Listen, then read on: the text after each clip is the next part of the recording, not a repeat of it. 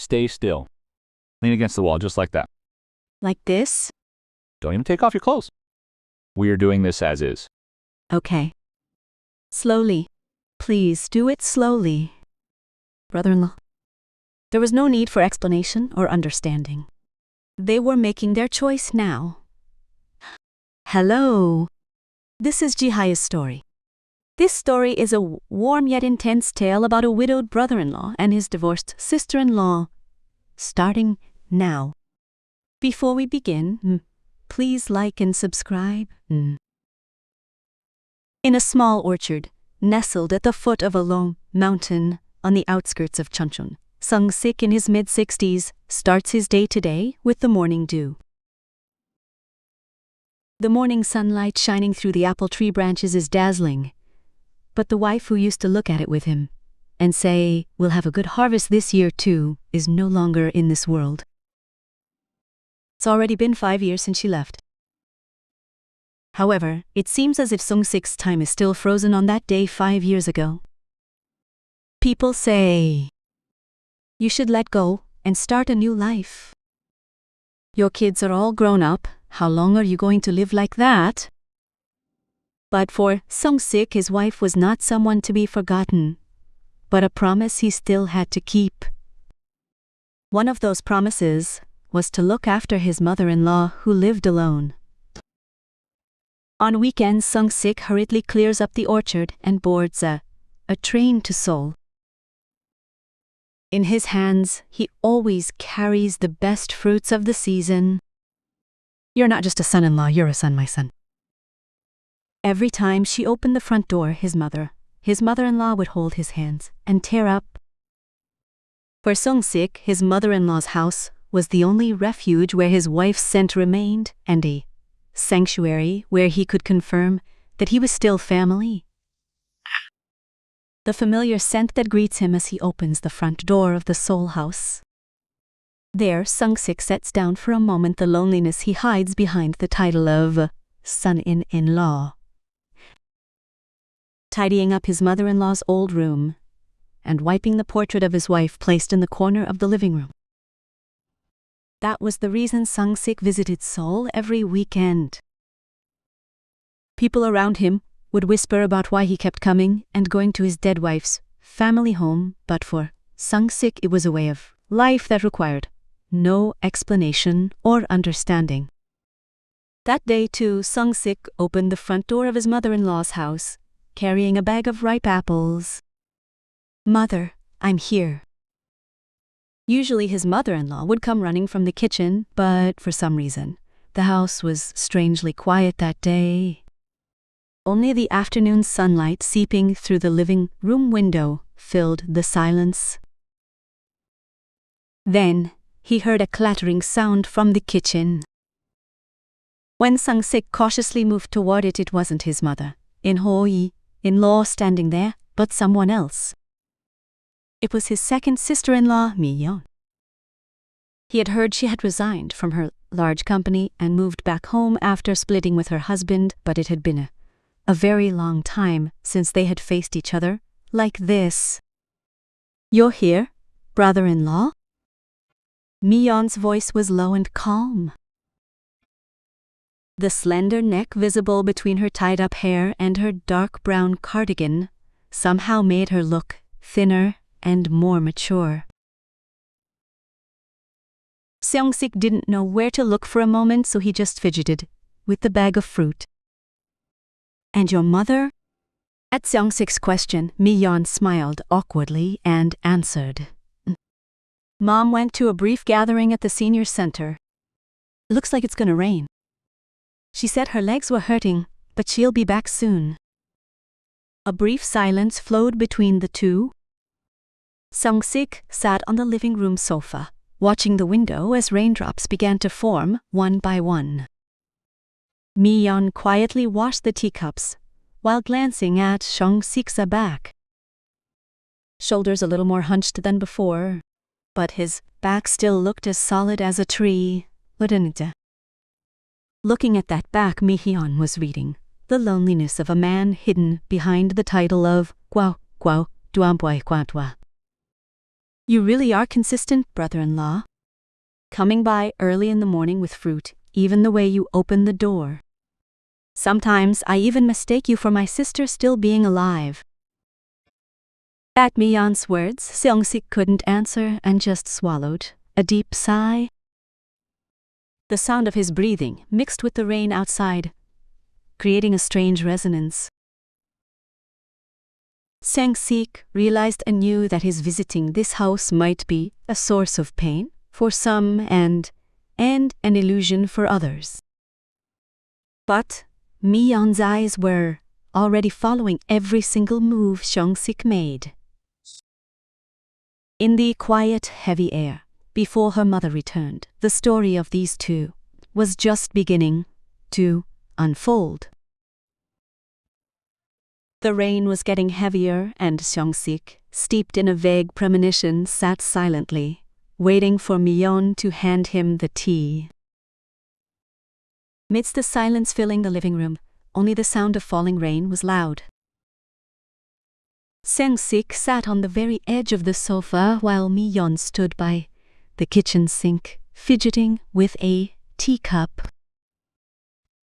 Her touch was careful, yet there was a trace of hesitation somewhere in it. In fact, lately, whenever Saturday afternoon came and her brother-in-law walked through the front door, Mi-yeon felt a sinking sensation in her heart.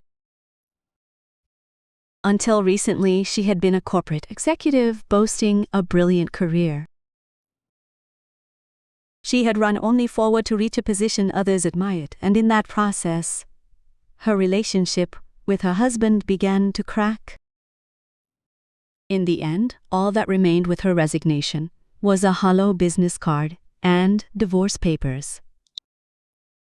Dragging her exhausted body, the place she fled to was this, her mother's house.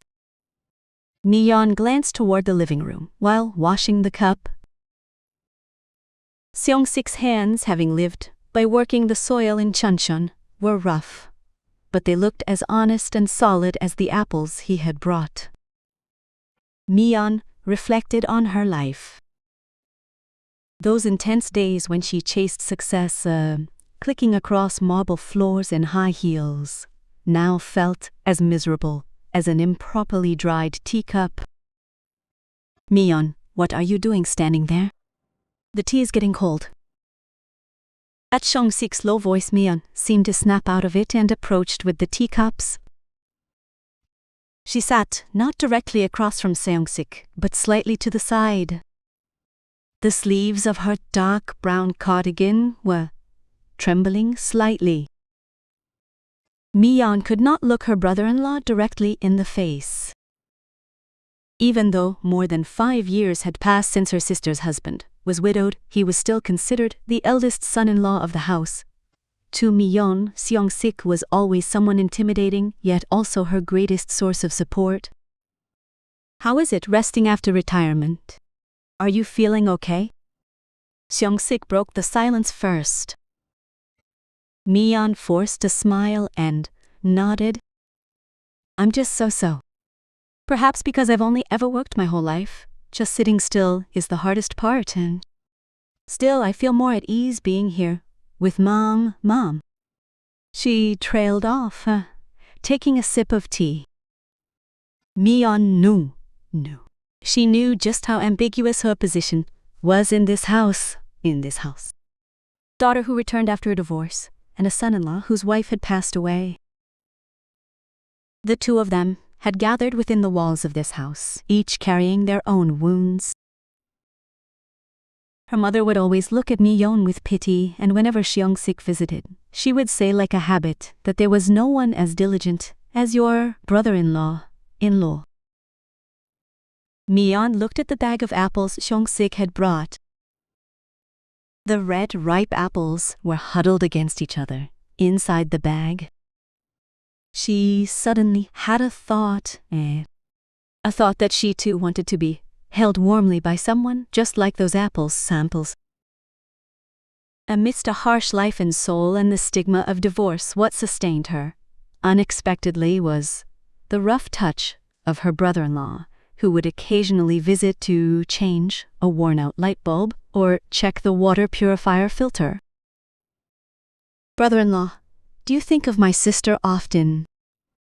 After asking the question, Mi-yeon realized she had made a mistake. But Sung-sik did not get angry or flustered. He simply gazed blankly at the raindrops outside the window and gave a hollow smile. "There isn't a moment I don't think of her. But Mi-yeon, do you know that the living must find a way to go on living? I am just living like that as well." His voice carried a deep exhaustion along with an unconcealable solitude back. A corner of Mi-yeon's heart ached.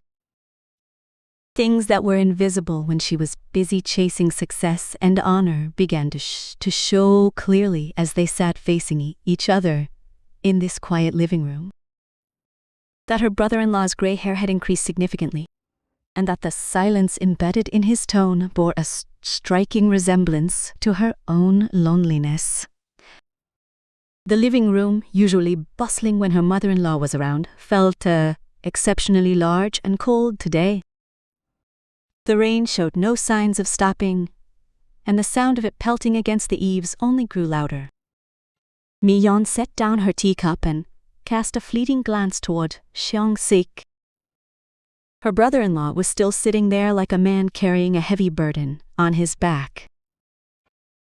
Mi-yeon briefly entertained the dangerous thought of how wonderful it would be if she could share even a little of that weight.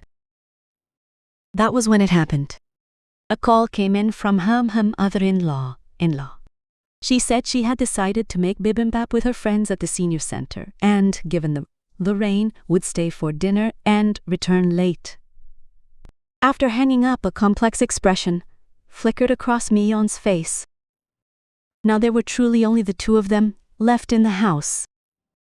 Mi-yeon picked up her teacup again. But this time her fingertips were trembling more severely than before. Whether or not he noticed the trembling, Sung-sik turned his gaze toward the toolbox placed in the corner of the living room. It seemed he intended to fix the old kitchen faucet and the master bedroom door handle they had discussed last week. Sung-sik was always like that. He guarded his place with actions rather than words, silently filling in the gaps of the family.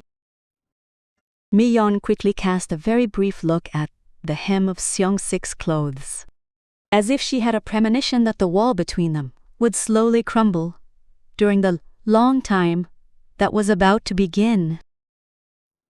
She followed her brother-in-law toward the kitchen, carrying a yearning she could never voice, a desire to watch his sturdy back as he repaired what was broken from closer up. Sung-sik settled down in front of the old faucet that had been dripping in a corner of the kitchen. The sound of his rough hands opening the toolbox clattered and echoed through the quiet house. Unable to return to the living room, Mi-yeon leaned against the kitchen door frame and watched his back in silence. Hilo, hilo, hilo, hilo. Sung-sik bent his waist to examine the pipes under the sink and began to turn the wrench with practiced hands. His back was truly broad. The beads of sweat seeping through the shirt of an orchard man who had endured chunchuns, harsh winds and seasons, and the movement of his shoulder blades, with every motion, held a vitality Mi-yeon had never felt from the briefcase-toting men she had seen in the sleek offices of Seoul. Sung-sik was always like this whenever he came to this house. He would oil creaking hinges, replace burnt-out fluorescent bulbs, and mend the worn-down parts of the home. For him, it was likely an act of loyalty to his late wife and his own unrefined way of showing love for the family she left behind. Brother-in-law, isn't it difficult? You could just call someone for that. To Mi-yeon's cautious remark, Sung-sik replied in a heavy voice without even turning his head. You don't need to call a professional for things like this. I can fix it myself with a little work, so I spend the money. Your mother is here alone. Wouldn't it be inconvenient if the water leaked? That one indifferent comment created a small, deep ripple in Mi-yeon's heart. Though she lived as a corporate executive surrounded by countless people's flattery and flowery words, it was this kind of rough sincerity that stayed by her side when she was at her lowest and most lonely.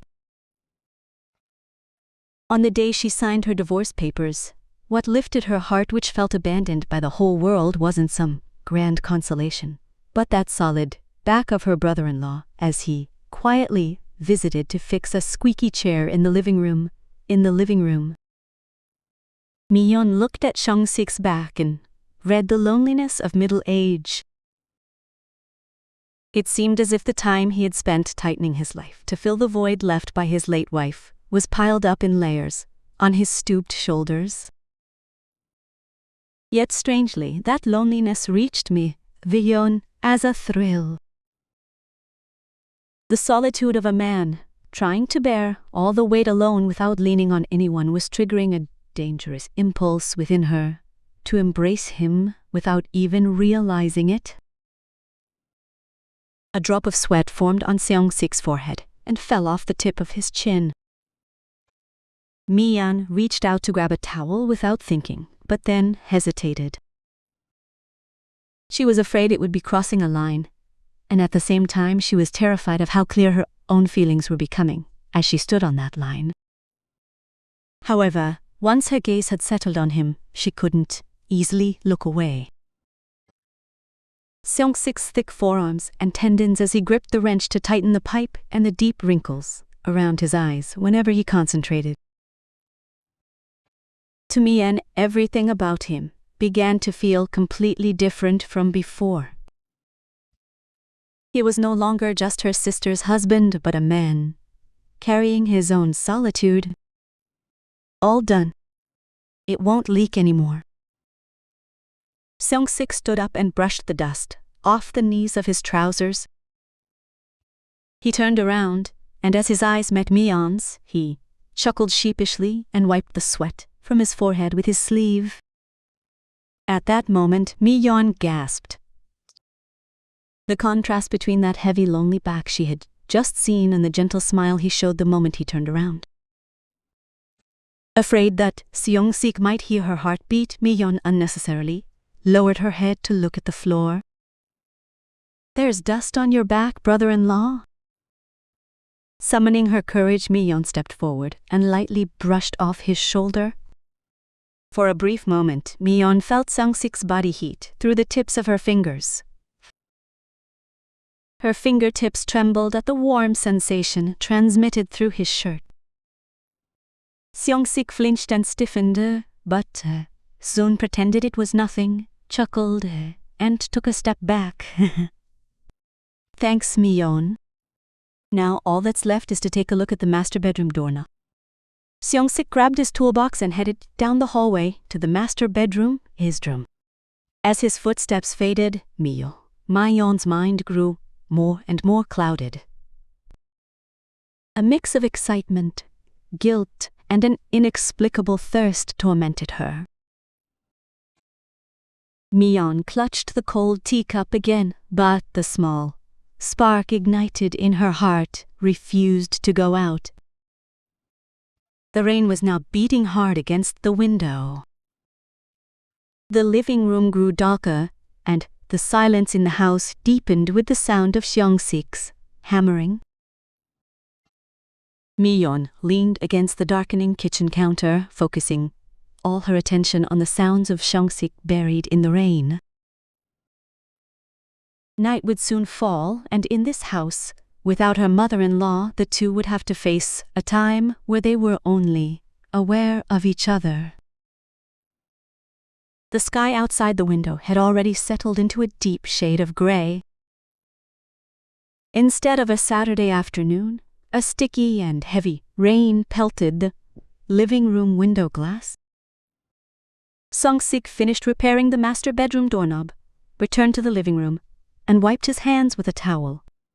If her mother-in-law were here, she would have said, "You've worked hard." She would have called her son-in-law over to eat some fruit, but today the house felt much larger and quieter than usual. Miyeon put some water on the gas stove.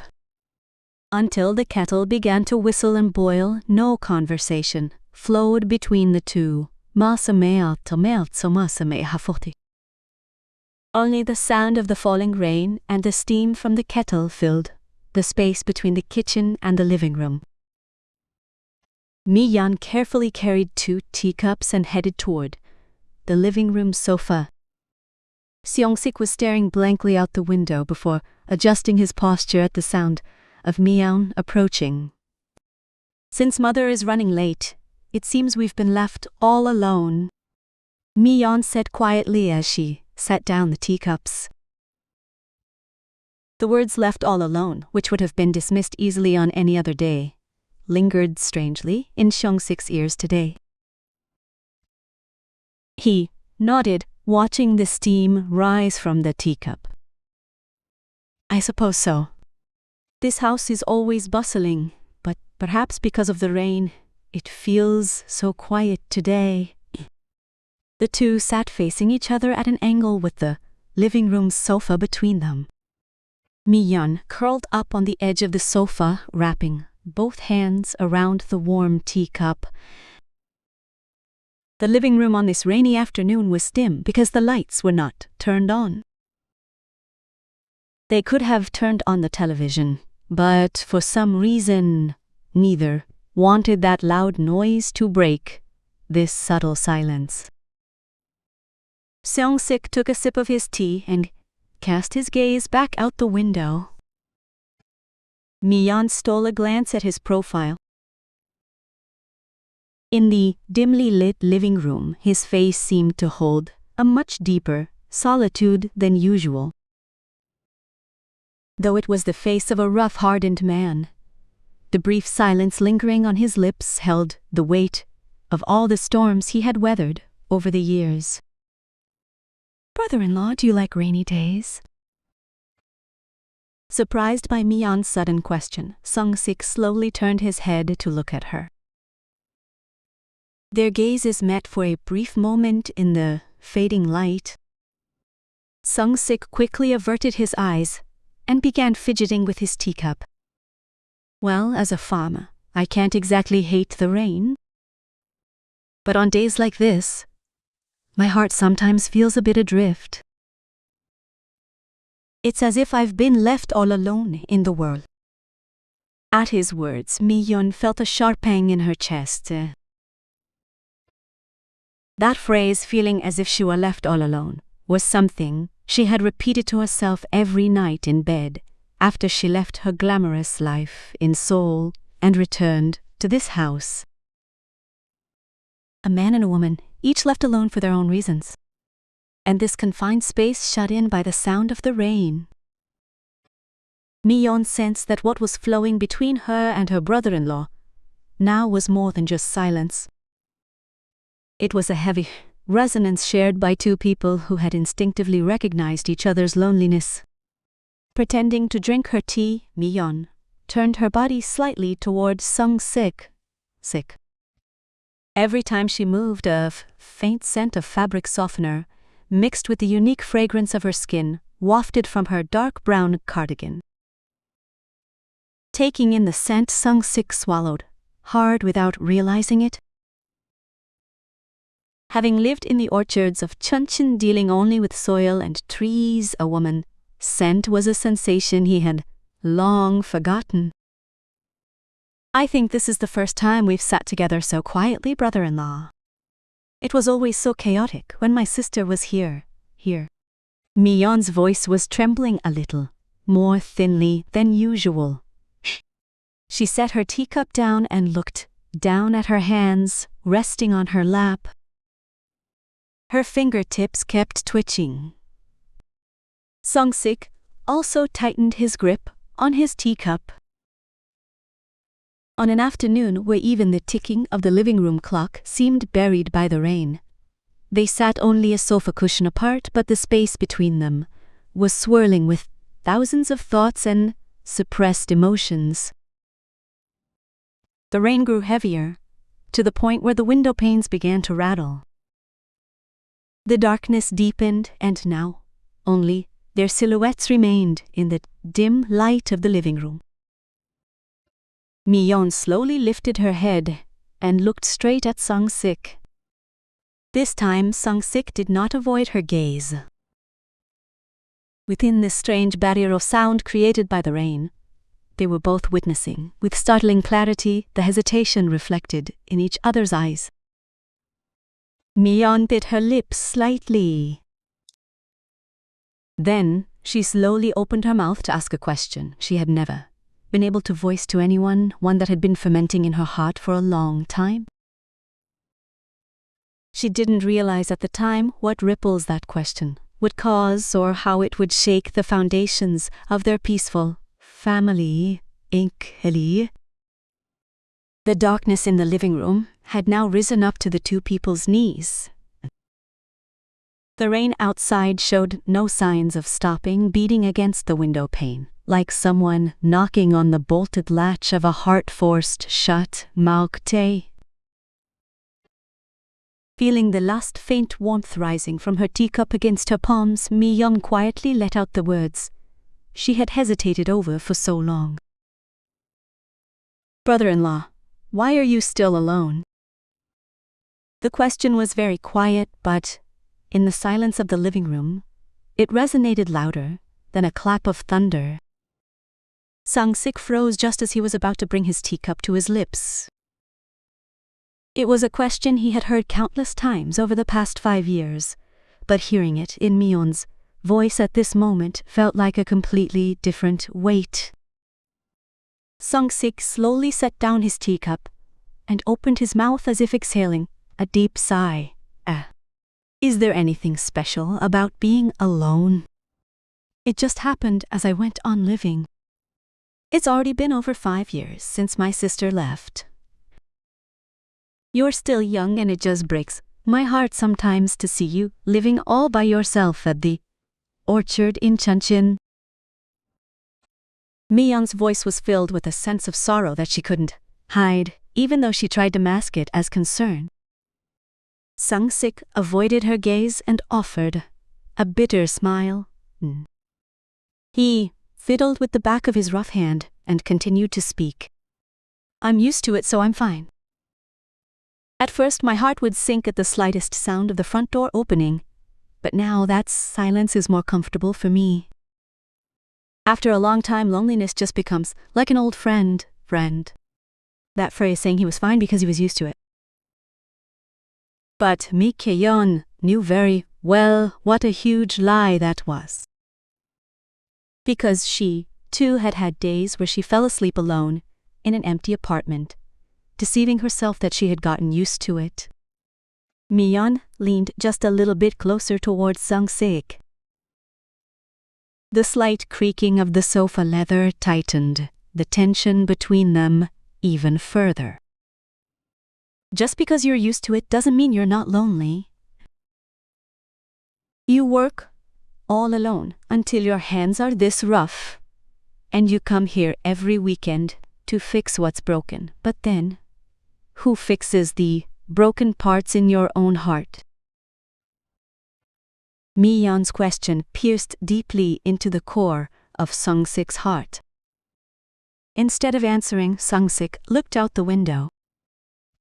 The light from the street lamp shining through the rain flowed along the side of Mi-yeon's face.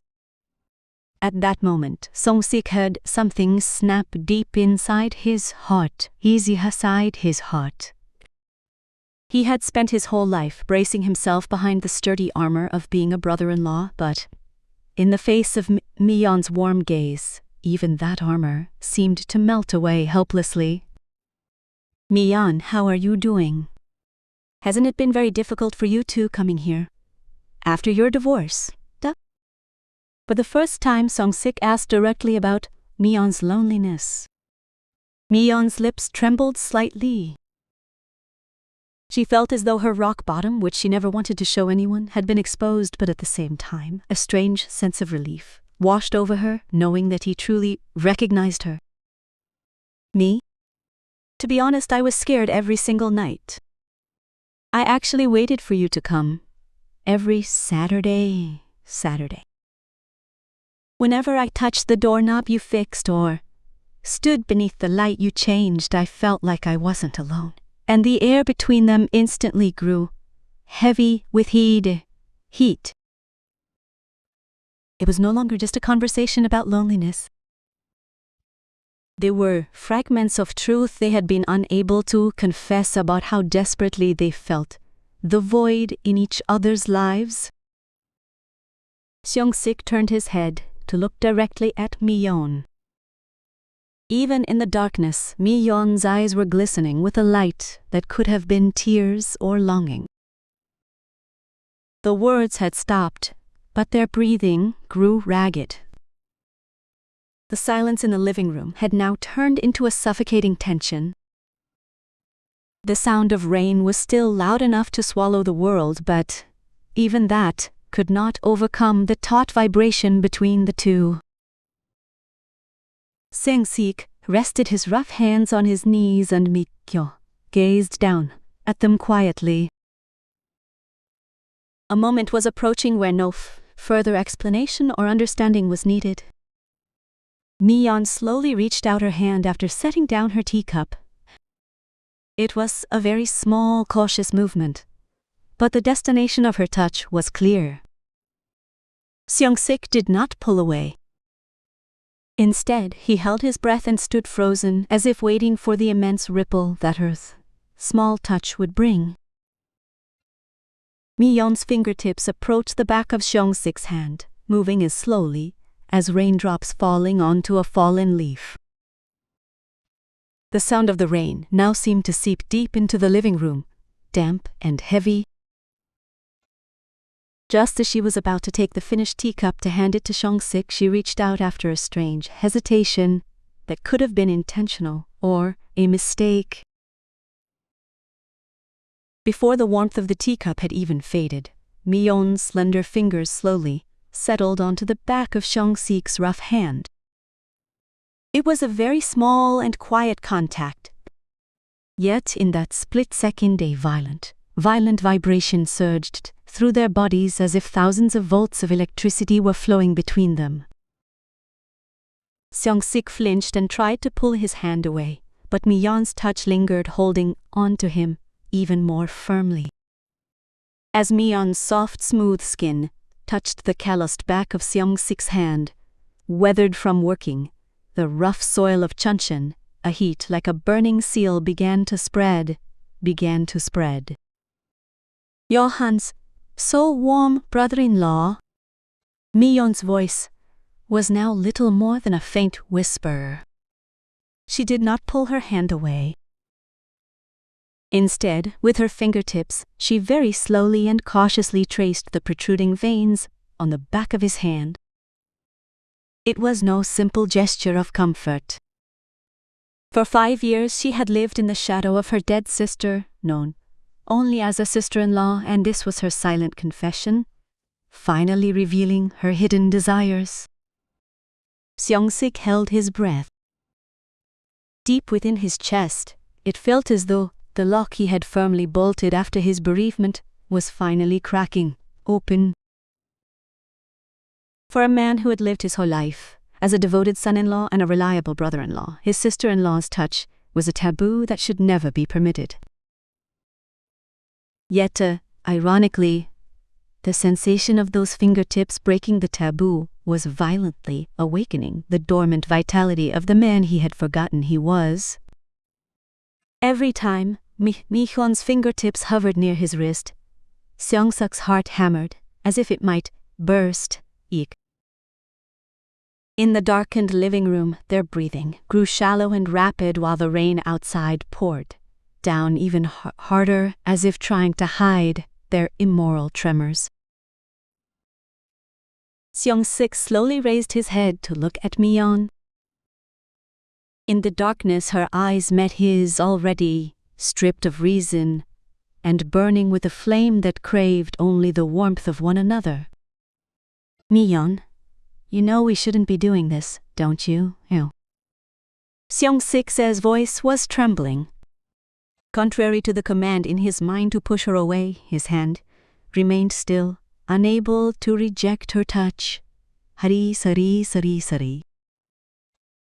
As if cutting off his words, Miyeon pressed down a little harder with the hand resting on his. I know everything, brother-in-law. But I'm exhausted now. Living only as the good daughter, the pathetic divorcee, and my sister's little sister. Now, I just want to be with someone who truly sees me. Miyeon's confession mixed with the sound of the rain piercing sharply into Seong-sik's heart. Seong-sik felt exactly the same. The countless nights spent drinking alone in the empty orchard house, staring at the ceiling and the years lived, suppressing himself under the weight of familial duty, flashed through his mind like a revolving lantern.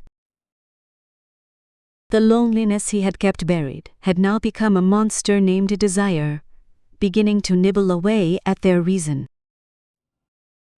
The warmth that started from a small touch now spread throughout both of their bodies. Without realizing it, Seong-sik turned his hand over and clasped Miyeon's hand in his. His rough, firm man's hand enveloped a small, soft one as if to swallow it whole. It was his consent. Knowing that crossing this line meant there was no going back, the two surrendered to the intense temptation of each other's warmth. The distance between them had narrowed until their breaths could reach one another.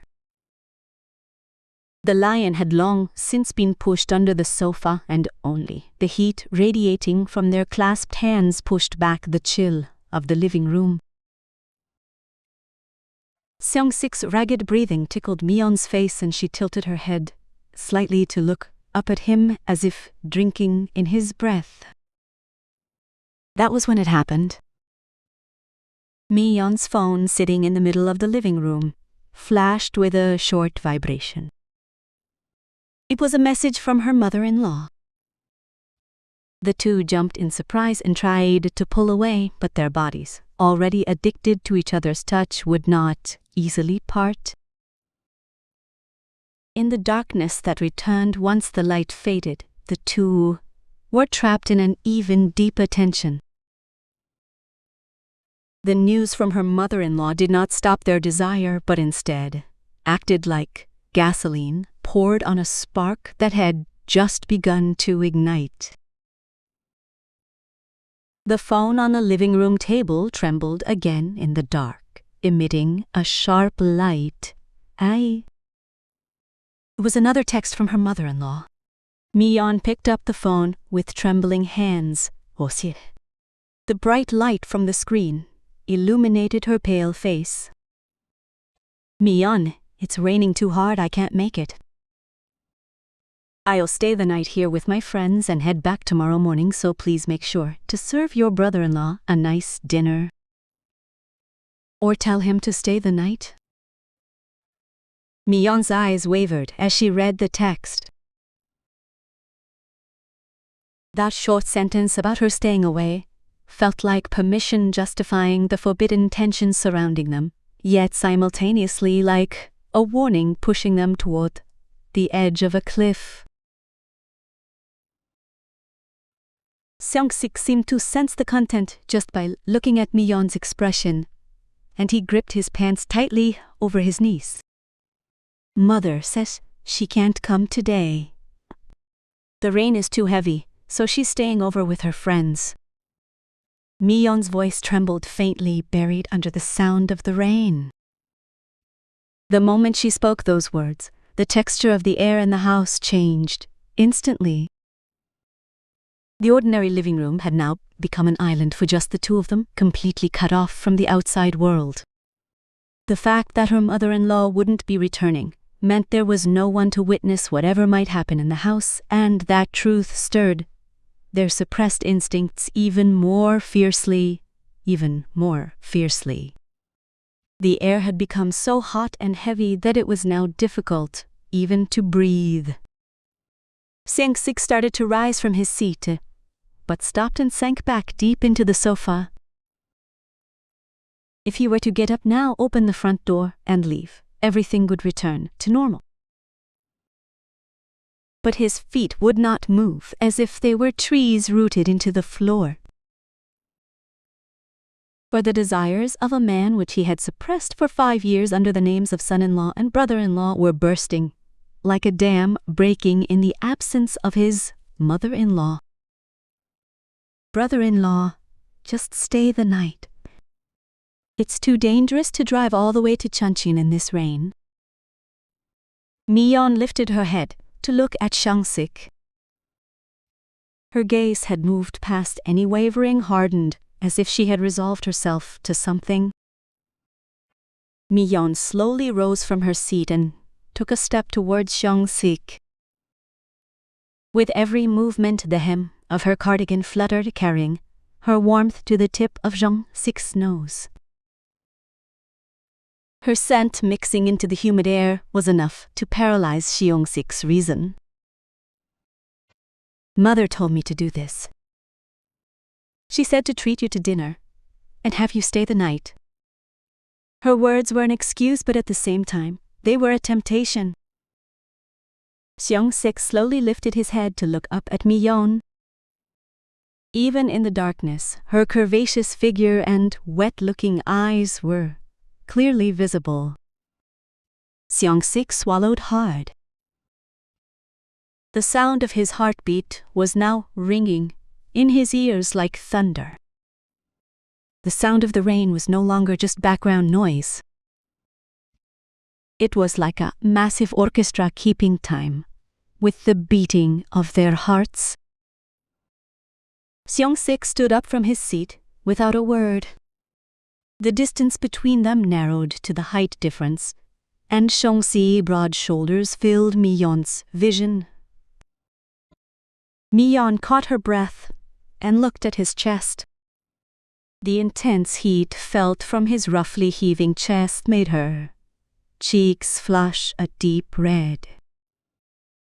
It felt as if every clock in the house had stopped. Only the two of them's ragged breathing was breaking this heavy silence. Seong-sik raised his hand. The lingering phantom of Mi-yeon's touch that had brushed his hand earlier remained like a flame, tormenting him.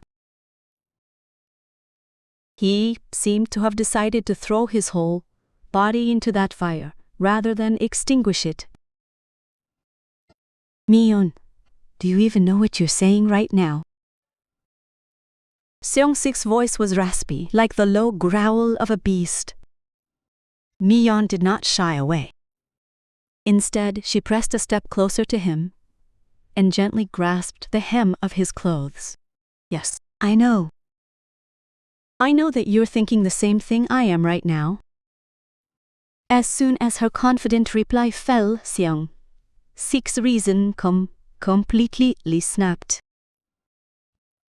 The rain lashed against the window panes, as if to shatter them, and even the faint light from the living room lamp flickered, overwhelmed by the heat between the two.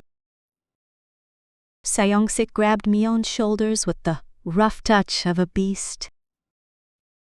It was no longer the touch of a kind brother-in-law.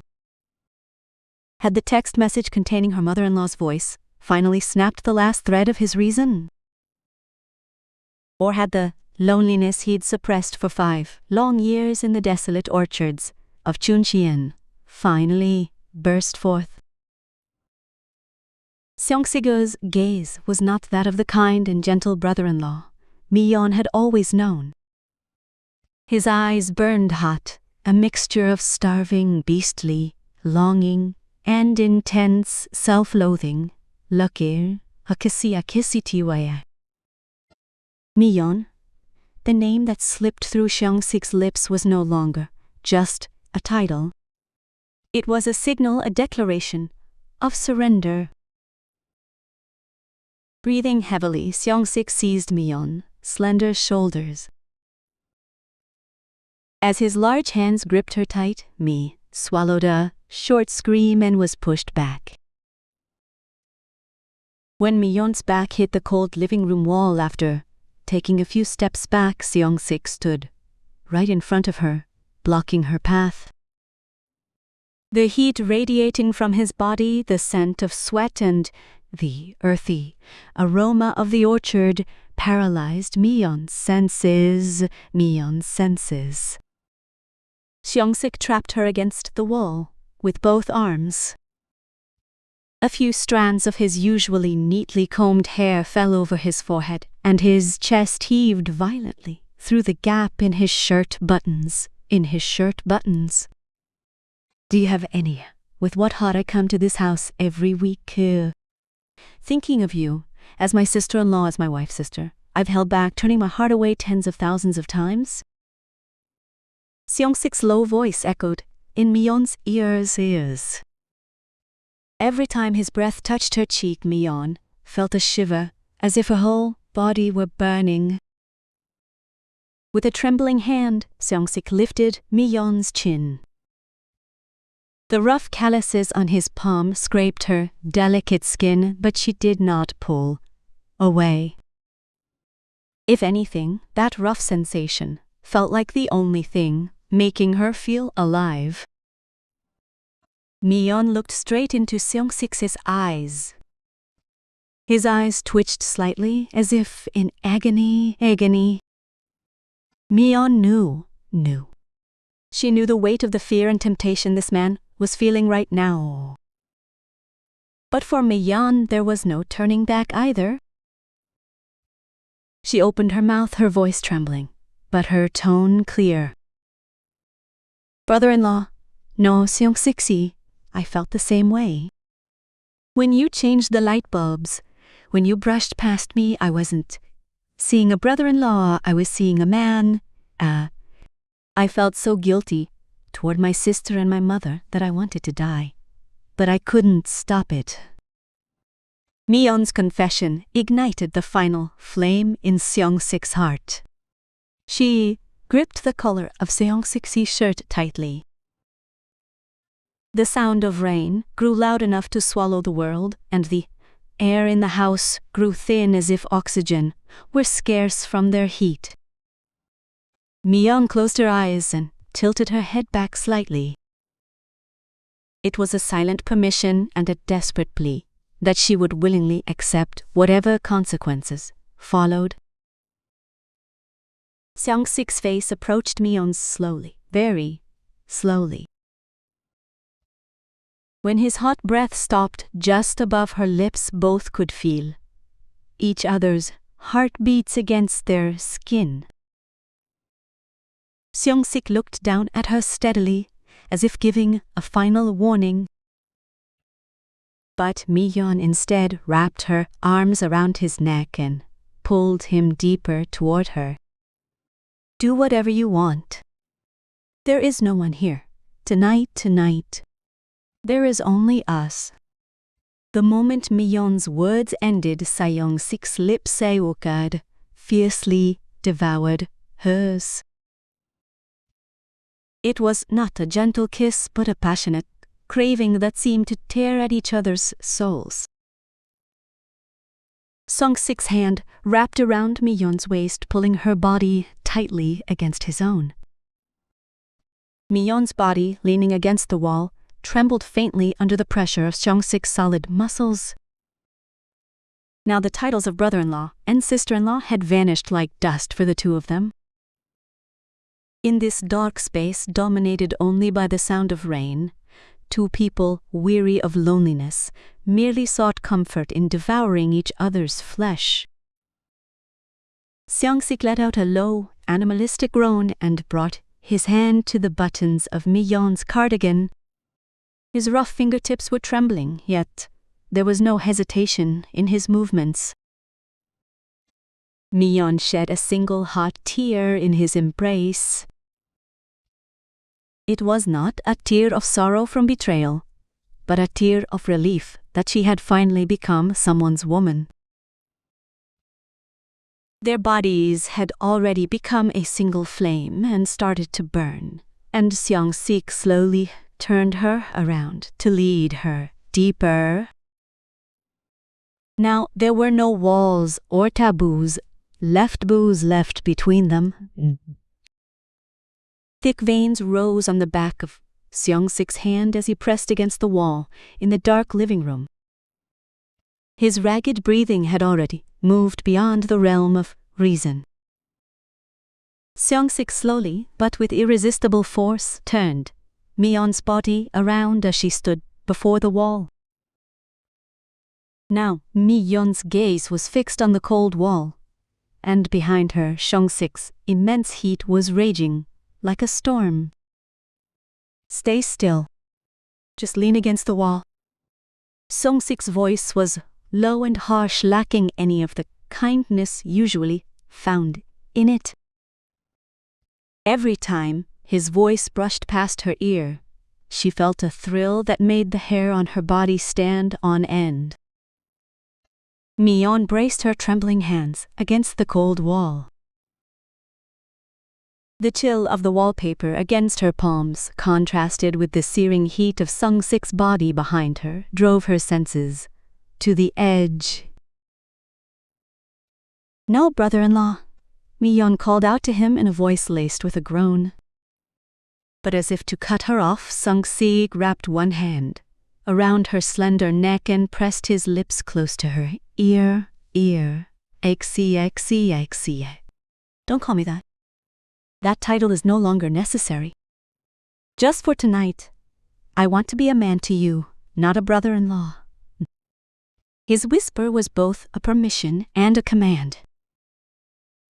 Seong-sik gripped Mi-yeon's waist roughly, pulling her body flush against his own. His solid frame, hardened by years of working the soil and trees in the Chuncheon orchard, pressed firmly against her soft curves. Mi-yeon gasped, leaning her forehead against the wall.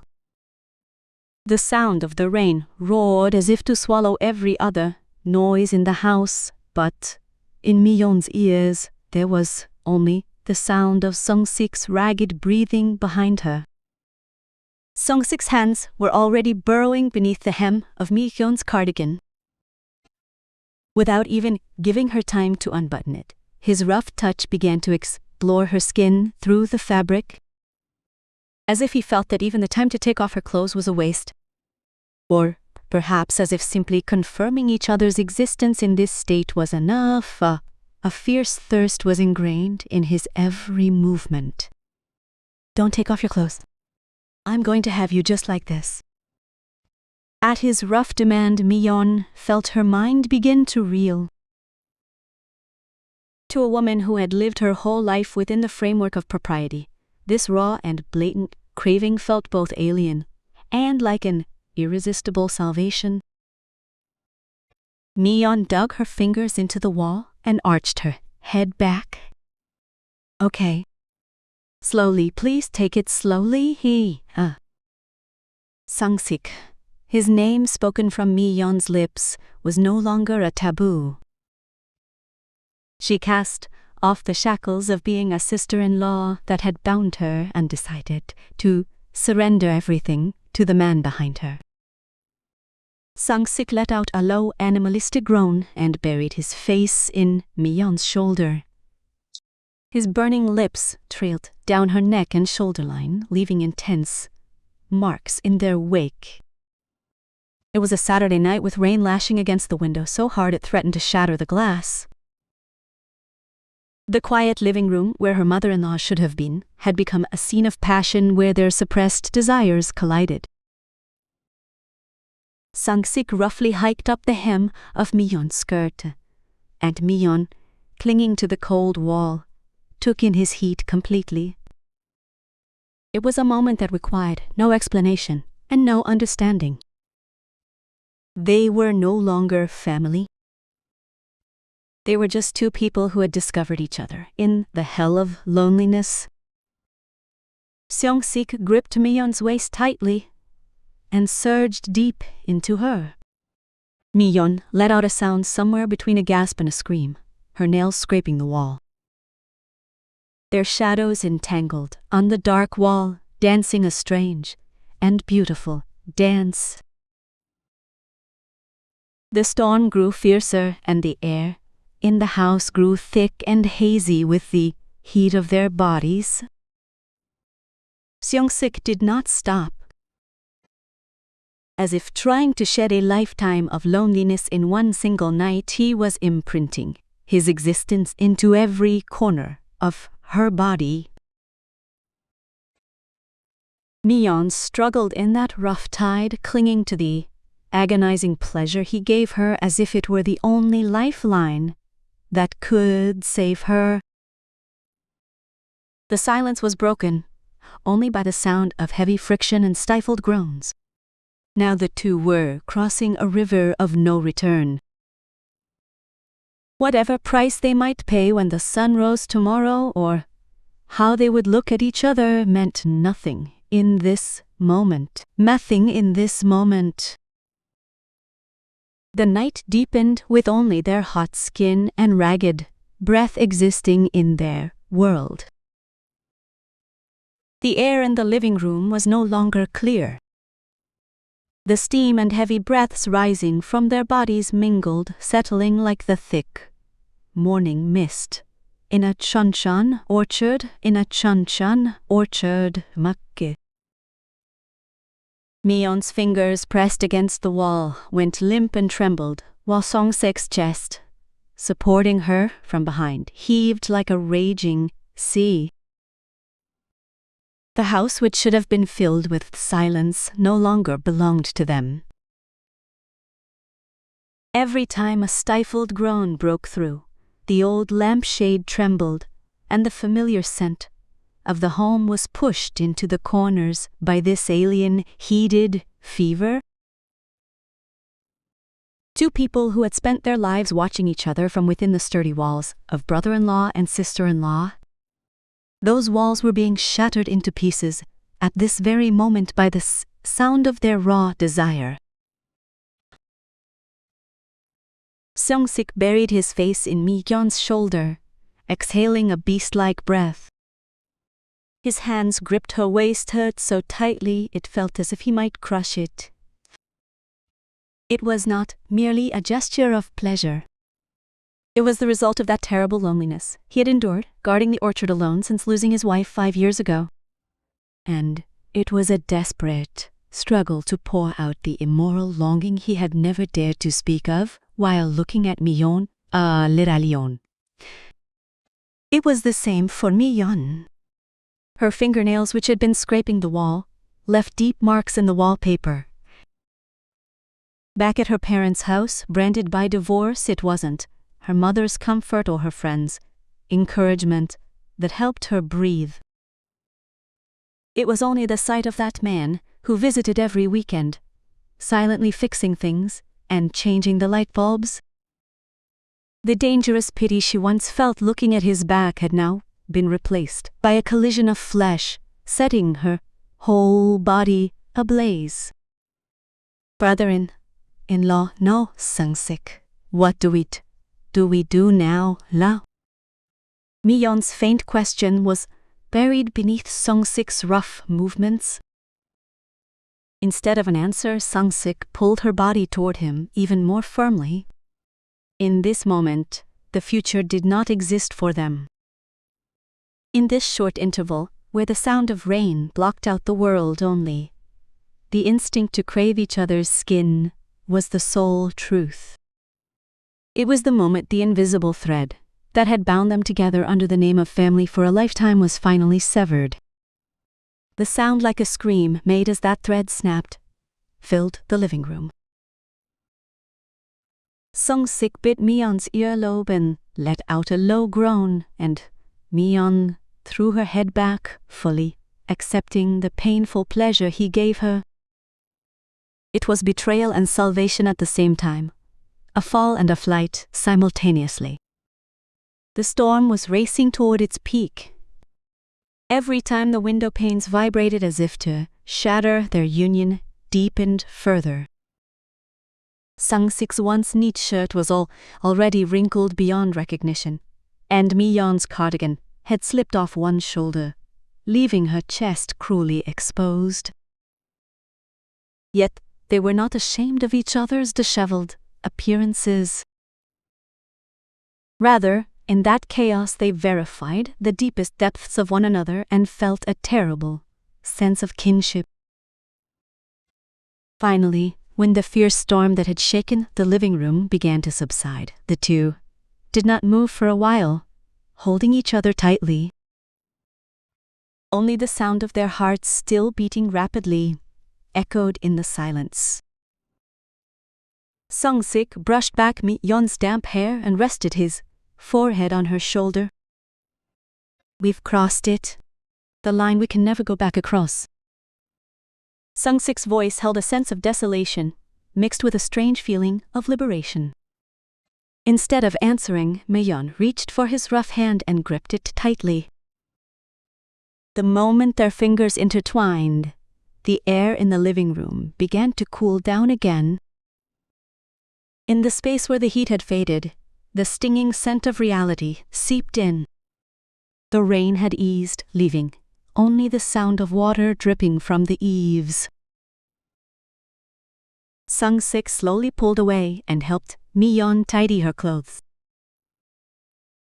His touch seemed to return to that of the kind brother-in-law he once was, but Mi-yeon knew that touch could never be the same as it was before. In the darkness, as they looked at each other, complex emotions crossed in their eyes.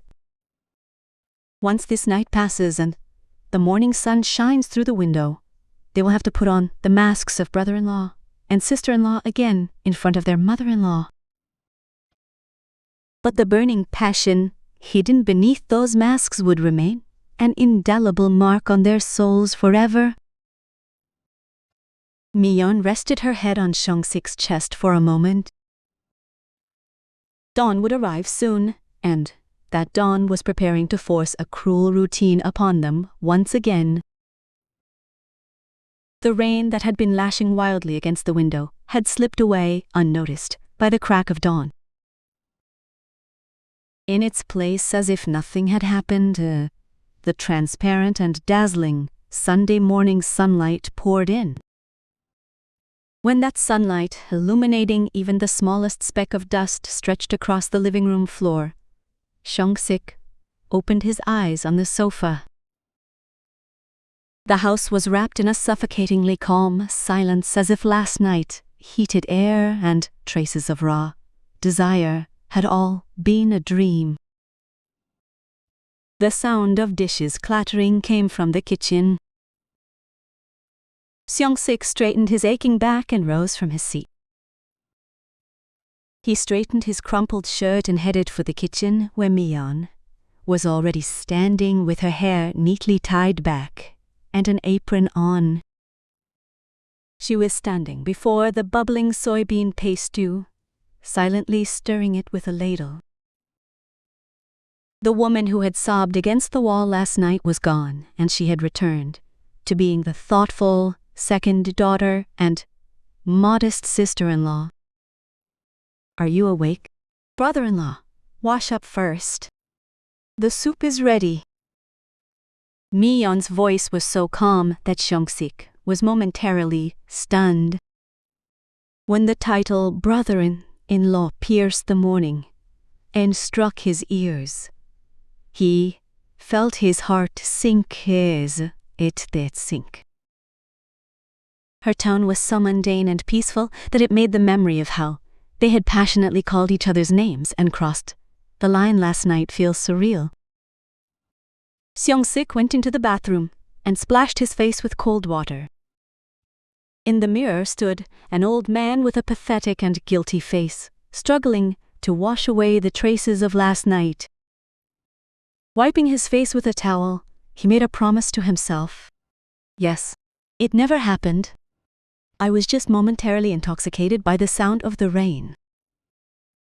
But as soon as he opened the bathroom door, the savory scent of the stew and the faint smell of Mi-yeon's skin hidden behind it vividly brought back the memories of last night. A neat breakfast table had been set. Steaming white rice and stew, and even a plate of sliced apples that Sung-sik had brought the day before. The two sat across from each other in their usual seats. Only the sound of spoons clinking against bowls filled the quiet dining table. Seong-sik took a spoonful of stew, but it felt as if his throat were blocked and it would not go down. This stew is truly delicious. Mi-yeon, your skills haven't faded a bit. Seong-sik offered the compliment, pretending as if nothing were wrong. It was a desperate effort to maintain this awkward table of accomplices. With her head bowed, Mi-yeon lifted a spoonful of rice to her mouth, then briefly raised her head to look at Seong-sik. It was for a split second. When their gazes locked in the air, the peaceful facade on the table cracked in an instant. In Mi-yeon's eyes, the passionate, trembling from last night and the terrible secret they dared not speak aloud were clearly etchy. Though her lips called him brother-in-law, her eyes were still calling for the man who had held her from behind. It was the same for Seong-sik. The movement of his throat as he swallowed the stew lingered with a remnant of desire, far deeper than guilt. She said, "Mother would arrive around lunchtime today, right?" At Seong-sik's question, Mi-yeon slowly nodded. "Yes. If she takes the 11 o'clock bus, she'll be here soon. Shouldn't you go check on the orchard before she gets here, brother-in-law? It rained so much yesterday, I'm sure you're worried." Mi-yeon's words were a gesture of care and a way to push him away at the same time. It was a silent signal that the immoral traces left in this house must be wiped clean before her mother returned. Seong-sik emptied his bowl and rose from his seat. It was time to return to being the diligent son-in-law who tends the orchard, as if nothing had happened. But every time the fingertips of Mi-yeon, who stood up to clear the table, brushed against Seong-sik's hand, both of them caught their breath, as if they had made a pact. The sunlight shone even more brilliantly into the room. That bright light only pushed their secret into deeper shadows. Ma. On the surface, it was a picture-perfect Sunday morning, but in their hearts, a massive fissure had already formed. Seong-sik headed for the entryway and put on his shoes. Mi-yeon followed him and stood under the porch light to see him off. "Go safely, brother-in-law. See you again next week." Mi-yeon's mention of next week sounded like a promise to Seong-sik. He looked back at Mi-yeon one last time before opening the front door. Mi-yeon was watching him with her lips pressed firmly together, and in that silence lay the prelude to the agonizing longing and guilt that were about to begin. Seong-sik left the house as if fleeing, and with the sound of the closing door, their first secret seeped into the old wallpaper of that house. After Seong-sik left, the silence of the Seoul house pierced Mi-yeon's skin, far sharper and colder than before. With her mother-in-law back, the house was once again filled with the sound of the TV and the old woman's light nagging, but Mi-yeon's time remained frozen on that stormy Saturday night against the living room wall. Feeling like a sinner, Mi-yeon could not look her mother-in-law straight in the face. Whenever she passed her sister's portrait, she had to lower her head, gripped by the fear that her dead sister might come back to life and grab her by the collar. "Mi-yeon, are you not feeling well? Why is your face so pale?" Even when her mother-in-law handed her a glass of warm water, Mi-yeon was startled and recoiled, pulling her hand away. That hand was the same one that, just a few days ago, had been craving her brother-in-law's rough touch and scratching against the cold wall. Overwhelmed by a maddening sense of guilt, Mi-yeon refused to answer the calls coming from Seong-sik. No, she could not answer them. Every time the 4 characters brother-in-law from Cheonchan appeared on her phone screen, she would throw the phone away as if it were a burning coal. This is madness. This is not something a person should do. Mi-yeon whipped herself dozens of times a day. Though she prided herself on knowing the ways of the world as a corporate executive, she was nothing more than a weak sinner in the face of these feelings that defied the natural order of blood relations. She deliberately left the house every Saturday when Seong-sik visited, using excuses like meeting friends or going to the grocery store. She was afraid that if she ran into him, she wouldn't be able to hide the longing in her eyes, and that she would crumble at his simple greeting of, "Have you been well?" But the wall of refusal she built so firmly during the day would collapse so futilely once night fell. When she turned off the lights and lay in bed, the silence would envelop everything, and Mi-yeon's senses would become abnormally sharp. Even the faint sound of the wind outside the window sounded like Seong-sik's ragged breathing that night, and the feel of the blanket against her skin vividly brought back the sensation of his firm chest pressing her against the wall. Mi-yeon bit her lip and curled her body up. What was more terrifying than the guilt was a terrible thirst. Her mind tried to push him away, calling him a traitor, but her body honestly remembered his rough touch. The heat of that man who had pushed her fiercely while telling her not to take off her clothes, and that blatant longing that tore through the chains of being a sister-in-law made Mi-yeon's entire body tremble. Every night she would sit with her back against the wall where Seong-sik had stood. There was no one on the other side of the wall, but she would often fall into the illusion that Seong-sik was still standing there. Every time I brushed my palm against the wallpaper, I felt as if his hot touch, which had turned my body that night, was still there. The more I tried to forget, the clearer the memory became, and the more I tried to push it away, the warmth burrowed deep into my heart and nested there. The longer I avoided Seong-sik, the more haggard Mi-yeon became. It was a sickness of twilight, too heavy to be called love, and too desperate to be dismissed as an affair. Mi-yeon looked at her gaunt eyes reflected in the mirror and began to sob. Sometimes I wondered if the price of tearing down the fence of a family was truly this miserable, only to be overcome by an unbearable longing for Seong-sik's broad, lonely back. Then, on a weekday afternoon, silence fell over the house while my mother-in-law was out visiting a neighbor. Mi-yeon sat blankly on the living room sofa, staring at the kitchen faucet Seong-sik had fixed. The water no longer leaked, but an uncontrollable vortex of emotions was leaking from Mi-yeon's heart. Just then, the phone that hadn't rung for days started to vibrate again. This time, it was a message.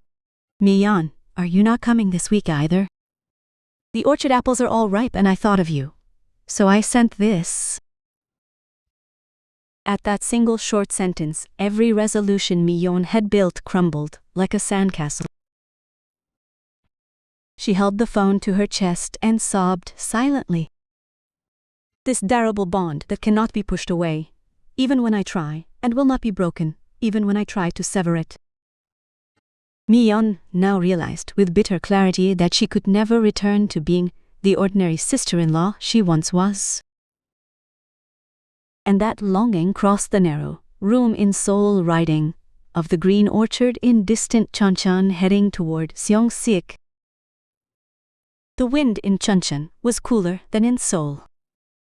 From early morning, Seong-sik went around every corner of the orchard and began to harvest the ripe apples. Every time he climbed the ladder, pushed through the branches, and picked the fruit, the weight of the apples dropping one by one felt like the weight of guilt settling on his shoulders. Though he had tended this orchard like his own grave since losing his wife 5 years ago, The moist eyes of his living sister-in-law were now more vividly etched in his mind than the face of his dead wife, Nini Achana. My miserable fate. What has an old man like me done? Seong sat under the shade of a tree and looked down at his rough hands, clumsy hands covered in dark dust.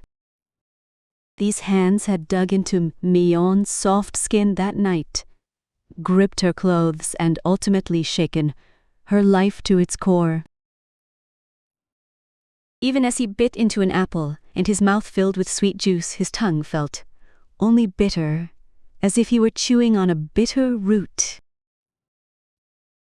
Whenever the wind swept through the orchard, it felt as if Myeon's scent was mixed into the rustling of the leaves.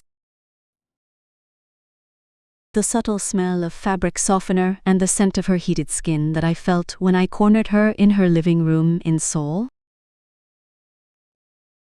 Seong-sik drew a deep breath before he knew it, then quickly shook his head. When he closed his eyes, her disheveled image appeared like an illusion to torment him. That's good. Please take it slow, Seong-sik. Her voice, mingled with moans, lingered in his ears.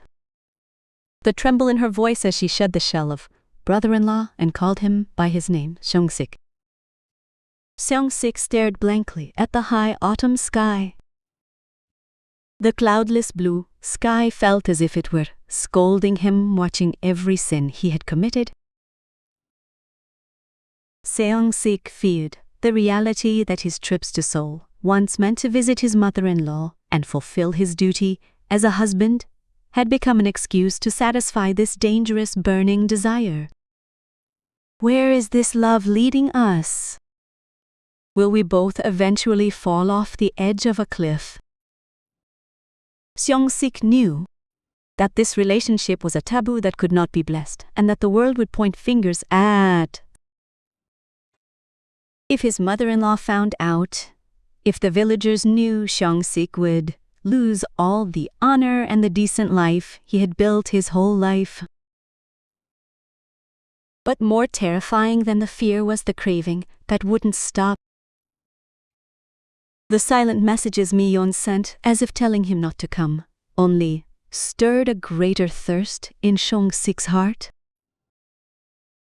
The more she avoided him, the more he felt he would go mad, wanting to feel the heat of her skin against his hand once again.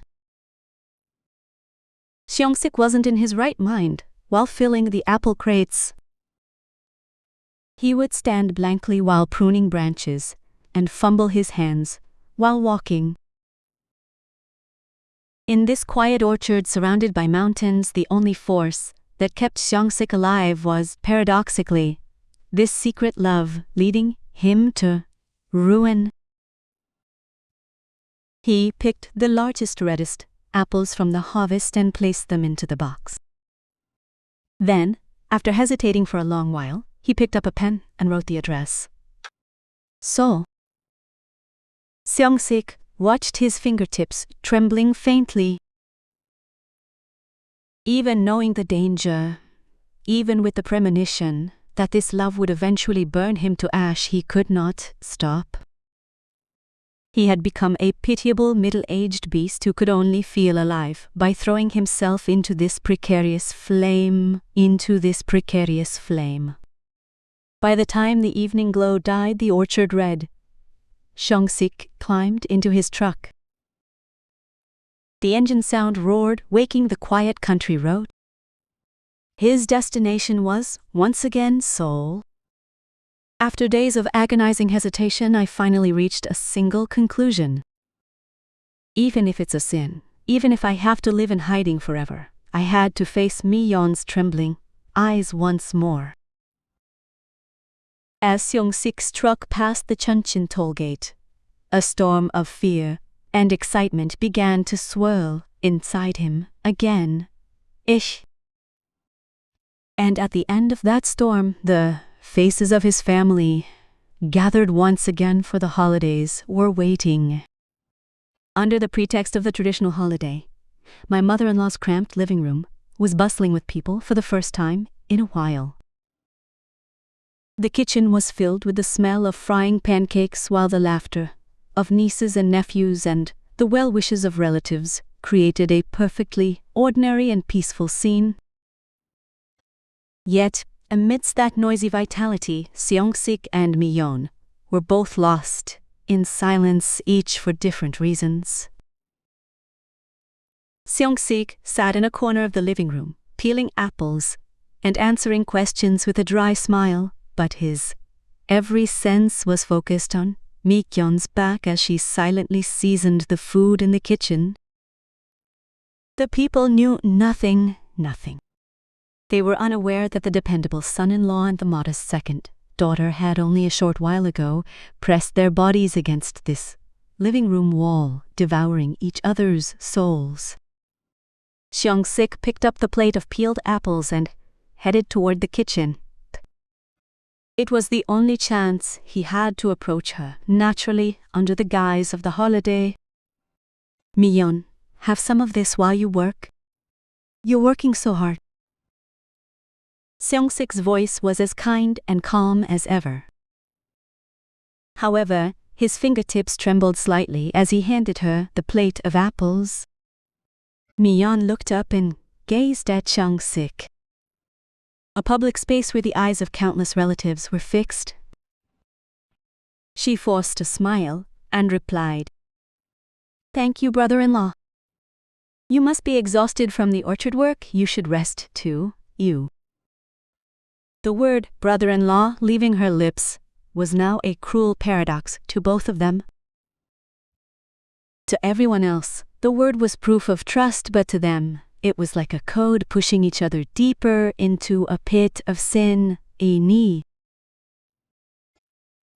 When Mi-yeon reached out to take the plate, Seong-sik's gaze and her eyes met in the air for just 1 second. In that brief moment, the noise of the living room vanished and a secret conversation passed only between the two. Seong-sik's eyes seemed to ask, "Have you been well? Have you been as tormented as I have since that night?"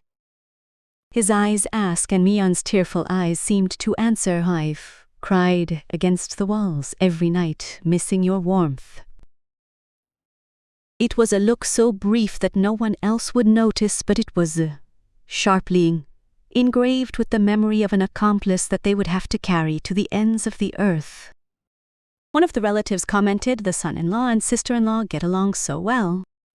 They joked that they looked like real siblings. The remark pierced his heart like a dagger, but Seong-sik just chuckled it off. Mi-yeon quickly lowered her head to focus on her bowl of greens. Her flushed, reddened earlobes made Seong-sik's heart race once again. The fence of family was no longer a sanctuary to protect them, but a prison, without bars where they monitored one another. Even while eating and drinking among the others, the two could not forget each other's presence for even a single moment. With every brush of sleeves while passing bowls, or every lingering gaze, the memory of that night, Seong-sik's heavy breathing, as he pinned her against the wall, and Mi-yeon's suppressed moans seemed to overlap. As the night grew late, the relatives went to bed one by one, leaving only the dim light of the living room lamp. Seong-sik grabbed his coat at the entrance. When he said he had to go, his mother-in-law held him back, insisting he stay since it was raining. In that moment, Mi-yeon and Seong-sik's gazes locked once again. Both of them knew full well what a terrifying temptation that invitation to stay was. Seong-sik forced a smile and shook his head. "No, mother. I have some work at the orchard tomorrow." Seong-sik opened the front door as if fleeing. Mi-yeon followed him out and watched his back in the darkened hallway. The name she couldn't dare call out in front of others rose to her throat, but Mi-yeon instead bade him farewell with tightly pressed lips. They knew that no gathering or ordinary daily life could ever return to the way it was. In the grand play called family, they became accomplices, asking after each other's well-being. And the memory of that complicity became a heavy cross they would have to bear until the end of their lives. Watching Seong-sik's car disappear into the darkness, Mi-yeon felt a sorrowful ecstasy rising from deep within her heart. And that ecstasy was signaling the impending end of their love. Time cruelly flows on without leaving a single trace behind. In the Chuncheon orchard, apple blossoms bloomed and fell repeatedly, and the living room of that old apartment in Seoul was still filled with the peaceful laughter of family. Seong-sik and Mi-yeon have now returned to being an affectionate brother-in-law and sister-in-law, keeping their respective places. People say Seong-sik is truly amazing to take such good care of his in-laws even after losing his wife. Mi-yeon also overcame the pain of her divorce well thanks to her brother-in-law. But the only ones who know the truth hidden behind their praise are the two of them. A secret of twilight that can be blessed by no one and forgiven by no scripture in this world. It became a red brand stamped deep into the souls of both. Sometimes that secret takes their breath away, and at other times the mask of being family cuts into their skin like a blade. Now, when his back aches from working in the orchard, Seong-sik's ill and looks down at his rough hands. Then, miraculously, he seems to feel the touch of Mi-yeon's soft hands on his calloused skin again. On nights when rain taps against the window, Mi-yeon still leans against the living room wall and recalls the air of that night. The breath of Seong-sik as he pressed against her so intensely. That desperate confession, that's just for today. He wanted to be seen as a man. To others, it may be an immoral affair and a betrayal that deserves to be pointed at. But anyone who has fought the bitter loneliness of being the only person in the world while left in a cold, empty room will understand. They would know what a massive lifeline the warmth of that short night was to endure the rest of their lives. To Seong-sik, Mi-yeon was not just his sister-in-law, but the only woman who made his dying heart beat again. And to Mi-yeon, Seong-sik was not just her brother-in-law, but the only man who restored her shattered self-esteem. In the end, their love was locked away in silence. Now the two ask after each other with only their eyes, longing for one another, from a distance where their fingertips cannot reach. Because that is the only way they can love each other while still protecting the family they chose to keep. Until the day the world ends, this secret will be a burden they must take to their graves, but for them, that night will remain the hottest truth where they existed as their true selves amidst a lifetime of pretense and duty. Love is sometimes more desperate because it must be hidden, and it lingers deeper because it must be let go. This precarious flame they faced at the twilight of their lives is now hidden beneath cold ashes, but its embers will never extinguish in their hearts. A widowed brother-in-law and a divorced sister-in-law. How did you find their precarious and burning story? Though it is a relationship that can never be accepted by the world's standards, their sincerity in clinging to each other at the edge of loneliness was truly real and intense. What are your thoughts? Are you of the opinion that love makes anything understandable? Or do you think that because they are family, it was a line that should never have been crossed? Please leave your valuable opinions in the comments.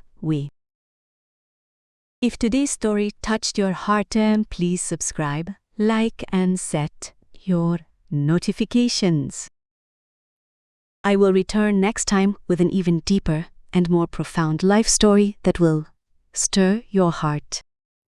Thank you sincerely to everyone who watched. Wishing you always a peaceful night.